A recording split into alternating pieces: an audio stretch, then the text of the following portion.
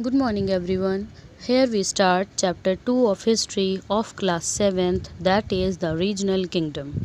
India was divided into a number of kingdoms after the Arab invasions. Therefore, the period from 800 to 1200 AD is very important from a historical point of view. This period is marked by the domination of the Rajputs. They established their kingdom in different parts of the North India and protected the land from the Arab and Turk invaders.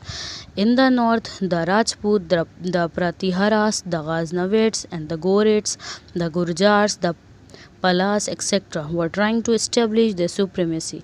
They were always at war with one another. In the Deccan, there were the Rashtrakutas and some other smaller kingdoms. In the south, dynasties like the Pallavas, the Pandyas, and the Cholas, etc., were ruling over small states. They were trying to expand their kingdoms by conquering other kingdoms. As a result of their infighting, the country's border remained neglected. This led foreign powers to invade the country, and very soon India became prey to the foreign powers. North India. The Rajput, the word Rajput is derived from the Sanskrit word Rajputra, meaning the son of a king. However, the historians have different opinions about their origin. While some believe that they were the descendants of the Central Asian tribes settled in India after the Hun invasions. The Rajput themselves claim to be the descendants of the Shastriyas or warriors class of the Vedic period. They claim themselves to be the Suryavanshi, that is belonging to the sun family, or Chandravanshi, that is belonging to the moon family. Still, there are other who claim themselves to be the fire family Agni Kula. They believe that they were born out of a sacrificial fire. The main Rajput claims that ruled during the period include the Tomars, the Chauhans, the Solankis, the Paramars, the Gahadwalas, and the Chandelas. The Tomars of Delhi. As early as in the 8th century, the Tomar rules founded the city of Delhi, which was later annexed by the Chauhans. The Chauhans of Rajasthan. The Chauhans are also known as Chahamanas, belong to Agnikula. They established their kingdom in the 8th century. They ruled over the region around Delhi and Ajmer. Prithviraj Chauhan.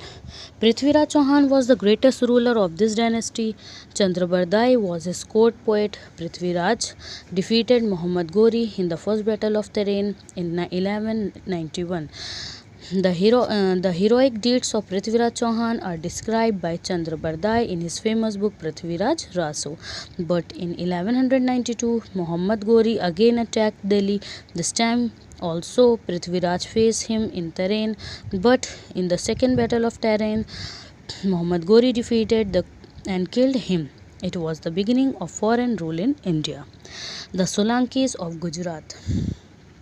The Solankis were also known as Chalukyas of Gujarat. The most powerful ruler of this clan was Saddha Raja.